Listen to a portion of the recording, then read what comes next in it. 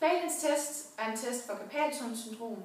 Det jeg gerne vil have, det er, at patienten flexer sine håndled og holder dem i den her position i 60 sekunder.